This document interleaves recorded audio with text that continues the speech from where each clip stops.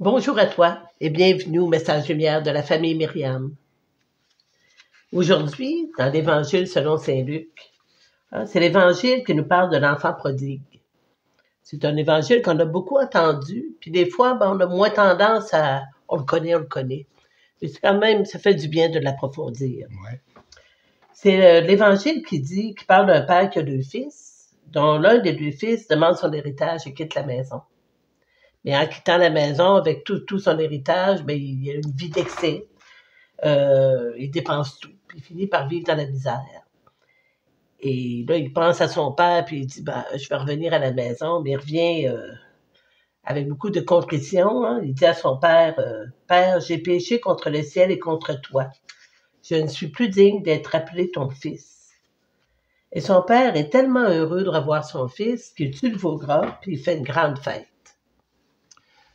Mais son autre fils, lui, quand il voit son frère arriver après avoir gaspillé l'héritage de son père, quand il voit son père organiser un festin pour l'accueillir, lui, il trouve ça un petit peu injuste. Il en parle à son père, puis son père lui dit, ben non, il dit, toi, tu es avec moi tous les jours.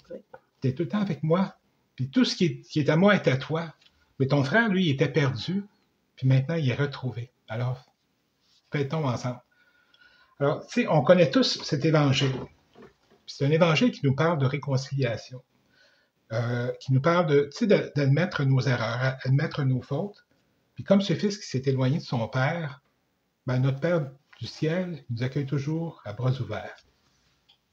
Et si on se met à la place de ce père-là, si dans nos vies, nous aussi, on a plusieurs enfants, puis il y en a qui sont dociles, qui font une vie simple, que nous, on considère dans le droit chemin, puis quand on en a un qui a des difficultés, soit qui est dans la consommation, dans l'alcool, une vie plus dissolue, mais qu'est-ce qu'on va faire humainement? C'est sûr qu'on va parler plus de notre fils qui a plus de difficultés, on va mettre plus d'énergie à essayer de l'aider, on va prier plus pour cet enfant-là qui est en difficulté.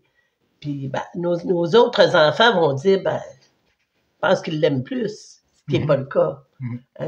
Dieu va vers l'enfant, il va vers tout le monde. Mais Dieu sait que l'enfant qui a le plus de difficultés, lui, a besoin de plus de pardon, puis a besoin de plus revenir vers lui. Ouais. Il veut tous nous rassembler. Pour Dieu, Dieu nous dit qu'on est tous ses enfants. Puis on est dans sa maison. Et on reste près de lui. Si on reste près de lui, on a déjà notre récompense à tous les jours. Parce qu'on vit de sa paix, on vit de son amour, de sa joie, on vit de son espérance.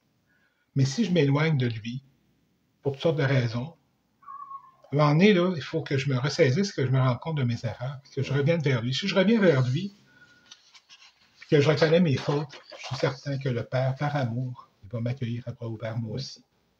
Parce que je suis son enfant.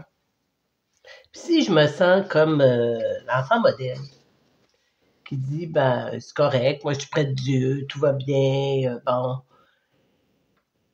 mais que j'ai un petit quelque chose par rapport à d'autres dans ma famille ou dans mon environnement qui ont plus de difficultés mais plus d'attention.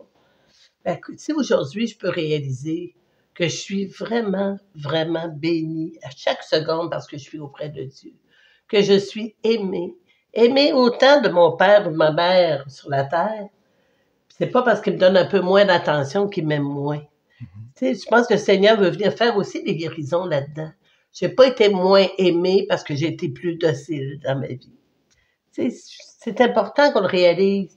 Des fois, on a ça derrière. Là. Moi, j'étais un enfant modèle, puis ça n'a pas été payant. Oui, ça a été payant. Ça a été payant d'abord pour tes parents, qui étaient moins inquiets, mais qui t'ont aimé tout autant. Et c'est payant aussi auprès de Dieu. Oui, parce que c'est quotidien. Oui. Puis pour un parent, puis c'est Dieu est comme ça aussi. Lui, ce qu'il veut, c'est rassembler tous ses enfants auprès de lui. Alors aujourd'hui, pour nous préparer à nous réconcilier avec Dieu, si on prenait un petit peu de temps pour se mettre un petit peu en retrait, dans le silence, pour se laisser regarder par Dieu, et se laisser aimer par Dieu. Parce que cet évangile-là, ça nous parle de pardon, de réconciliation. Puis on n'a pas un sacrement qui s'appelle comme ça, un sacrement du pardon et de la réconciliation. Alors, oublions pas que notre Père nous aime. Puis prenons du temps, comme Georges vient de dire, pour le réaliser, comme on est aimé, comment on peut regarder Dieu dans ce qu'on est, avec tout ce qui est beau et toutes nos imperfections, et comment lui, en retour, nous aime. Et tout ce qu'il veut, c'est qu'on aille vers lui. Puis un peu comme l'enfant prodigue hein, qui dit Père, j'ai péché contre le ciel et envers toi. Je ne suis plus digne d'être appelé ton fils, mais en étant certain que Dieu, lui, il nous accueille à bras ouverts et nous pardonne. Alors laissons-nous aimer et laissons-nous réconcilier avec lui. Alors c'est notre projet d'aujourd'hui. Oui. Sur ce, on dit à bientôt. À bientôt. Au revoir. Jésus.